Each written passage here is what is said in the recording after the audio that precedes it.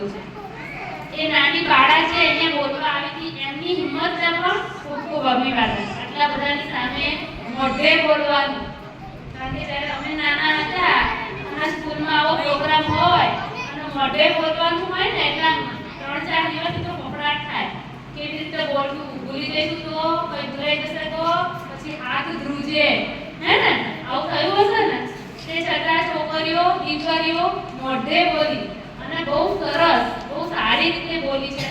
તો જે એમના શિક્ષકોએ પાછળ એમની પાછળ મહેનત કરી છે એમને તો અભિવાદન, અને દીકરીઓને પણ ખૂબ ખૂબ અભિનંદન. પછી આજના કાર્યક્રમ ઉપર આવીએ તો આપણો શાળા પ્રવેશોત્સવ અને આંગણવાડી પ્રવેશોત્સવ. એમ તો સ્કૂલે આવવાનું ચાલુ થઈ ગયું છે. 4મી તારીખ કે 6મી તારીખ? કઈ તારીખથી આવ્યા? 8 તારીખ. 8 તારીખથી તો સ્કૂલે આવી ગયા. પણ આજે શું કર્યું છે? અમે બધા વેલકમ કરવા આવ્યા. જો કે સ્પેશિયલ તો તમે બધા, હે ને? કે અમે બધા સ્પેશિયલ આવ્યા. ચલો તમે સ્કૂલે આવો, ભણો, ખૂબ મન દઈને ભણો અને આગળ વધો. એના માટે આજે બધા તમને વેલકમ કરવા આવ્યા કે હવે રોજ જ સ્કૂલ આવો. પછી અમુક લોકો તો પેટમાં દુખે છે, નથી આવવું, મામાના ઘરે જવું છે, નથી આવવું, ખેતરે જવું છે, નથી આવવું, એવું કરશે? કરવાના છો કે નથી કરવાના? સ્કૂલે આવવાનું છે રોજ જ? આવે છે? કોણ આવે છે? બધા જ પાક્કું રોજ જ આવશો ને? હા, એટલે આગળવાળા નથી આવતું. એમને હાઈસ્કૂલમાં જવું છે. હા, પણ હાઈસ્કૂલમાં સ્કૂલે તો જવું જ પડશે ને, થોડી ચાલશે. ચલો, ખૂબ સરસ. સ્કૂલમાં રોજ જ આવવાનું. તોફાન તો કરવાના જ, હો. નાના છોકરાઓ તોફાન કરે, અમારા જેવા થોડી તોફાન કરી શકે, પણ તોફાન કરવા સાથે ભણવાનું પણ કરા. મેડમ કે સાહેબ જ્યારે ભણાવતા હોય ત્યારે તોફાન કરવાના નહીં. ત્યારે શું કરી લેવાનું? ભણી લેવાનું. બરાબર છે? અહીંયાથી જે પણ શિક્ષણ આપે છે, હજી તમે નાના છો, નહીં સમજાય કે તમારા ભવિષ્ય માટે કેટલું જરૂરી છે.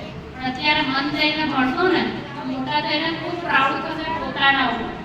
કારણ કે અમે બી તમારી જેમ આવા નાના બેઠેલા છીએ, ખૂબ મહેનત આવી એમને સાંભળેલા છીએ. પણ અમે જ્યારે ભણીને પરીક્ષા પાસ કરીને આ સ્ટેજ પર આવ્યા છીએ તો અમે તમને બોલી શકીએ છીએ.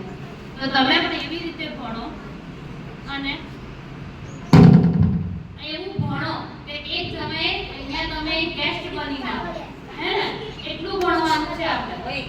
અને એવું નથી કે કોઈ એક જ છે, કોઈને ગણિત ના આવડતું હોય તો પછી હવે ભણવામાં નબળું છે, એવું ના હોય. કારણ કે બહુ બધી જગ્યા છે, બહુ બધી આપણી જોડે ફિલ્ડ છે, ગણિતની, વિજ્ઞાનની, સામાજિક વિજ્ઞાનની, ચિત્રની પણ. જેને ચિત્ર સારું આવડતું હોય એની ચિત્રની બી ફિલ્ડ છે. પછી જેને ભણવું ના ગમતું હોય ને રમવું હોય તો રમવામાં પણ તમે આગળ વધી શકો. બરાબર છે?